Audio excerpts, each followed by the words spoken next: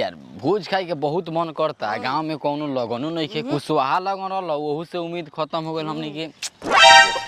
गांव में साला कोनो मरतो नहीं खेनु कि श्राद्ध खाइल जाए। अभी कोनो बुढ़वा ना मरी, सब तो बुढ़वा साला पकठाइल गिरा भइल बाने से एकदम। तो मर जीते से एगो तो खा लिए साला सब पकठा गइल बानी। कोनो अभी ना मरी है सब। ए हो देख रे पक्ष दिया बैठल बा। चलो करे से बड़ा पेट के अपना भोज के जुगाड़ कइले। साला ओकरा मरला जियला से हमनी के का फायदा बारी? बोका इसका रे ओकरा जे बर्थडे हो। अच्छा बर्थडे हो। हो पुल्हा के कहली हैप्पी बर्थडे या खा लिया तो हम भो। Happy birthday, happy birthday. Thank you. देसी मुर्गी अब बिलायती बोल। आज एक और खोल दिया ई पोल बैठ।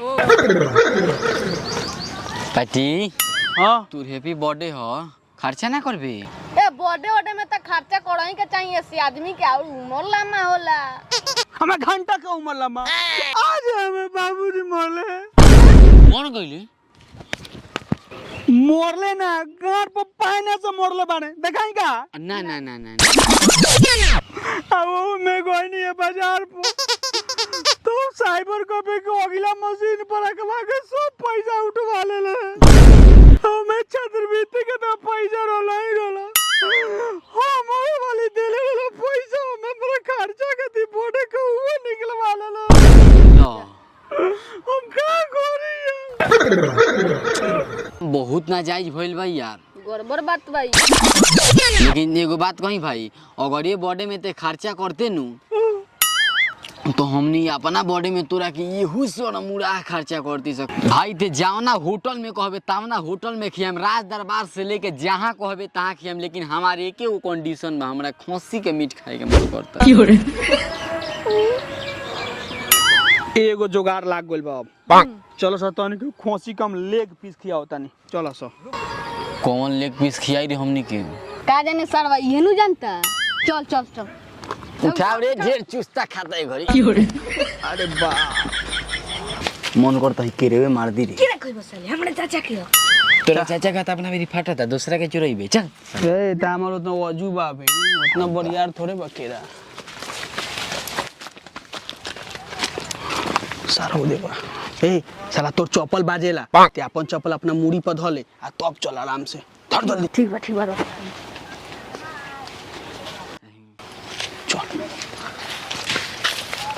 हे रुक रुक रुक रुक देखो सब उजर खुशी चरावता।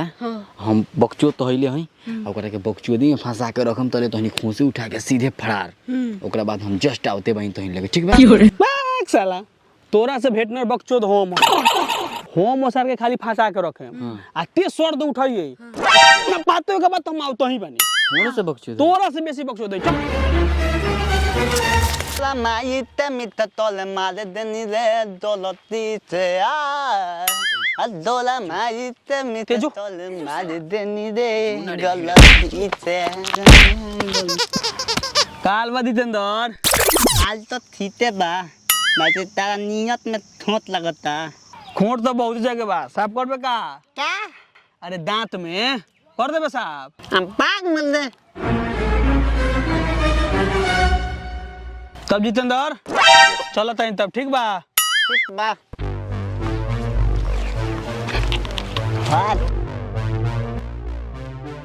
कहाँ सरवारो हो गलन सो फिले नाइलन सो हो आ गलन सो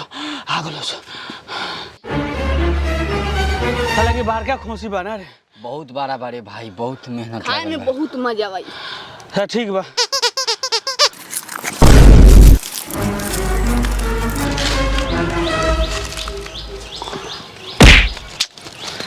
अरे सरवा तहनी के कहनी है खोसी पकड़ के लिया के सार तहनी लिया देलो सब बकरी सब तहनी के देख के लेके ना आवेला।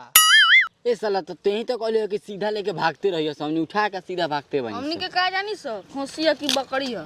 तो ते तो देख लेना नीचे निहार के देख लेना माने हम नीचे निहारे जाई तो खा ला हमार खइबा बर्थडे के खा लो लोगन एगो तना से खोसी दुरुस्त आलन से ना वालो बेरा से ज्यादा मत बतिया। एगो तो ले अइबो कहीं से हाफतो मानी सो ओहि में कहत रह हई ना हो पूरा देह पर हग मुद देले बे हमरा अपने माथा खराब होइल बा। एकरे गैस काटे में बहुत कीमत लागी। तो खा साले तू अपन लोहा टन हमार बर्थडे ना मानी सर तोहरे बर्थडे मानी जा।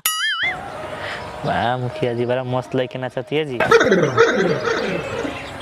मस्त नचतिया तकबे पर आंख भड़का दे अच्छा अच्छा मुखिया जी आपकी कमाई भइल ह कमाई का घंटा में शौक हो काहे अब तक पान में रहता सो वार्ड सचिव एगो साला मरेगा के काम करे रहनी हो वो साला पैसा उठावे गनी हो साला हम केस कर देला हाँ तो रुआ नामी के मुखिया बनी सारा मेहरारू काम करती रहो सारे बसी बोलबा नु सत्ता तनखा काट लेम हाँ तो जौन तोपले बनी तुम सब उघार कर देम तनखा कटल तो जानत रहू चली न चली देखी देखी ए मुखिया जी ए साला ई का बोलता है रे अरे यार उ तोतला बा गलत मत सोचो मुखिया जी कहता अच्छा अच्छा ठीक ठीक ठीक बोल का दिक्कत बा मुखिया जी बताइए हमर चोरी हो गई बा हम बकरी क्यों गई आज आ कौन तोर बकरी चोरैले बारे तो नवाचार रोक रोक रोक फोन करता नहीं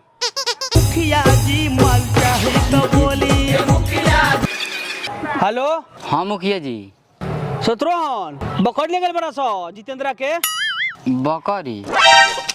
बकरी के पूछता नहीं ओह देख काट के खा गनी सो हाँ मुखिया जी बकरी तो काट के खा गई का काट देला सो जाए सारे लोग बकरी तो काट देला सो तू अरे बाप रे बाबा मैं कोची के काट लेले सो अरे बाप मुखिया जी की पकड़ी तो मुखिया जी तो लान पर धान झाड़ी चल गई का मर गए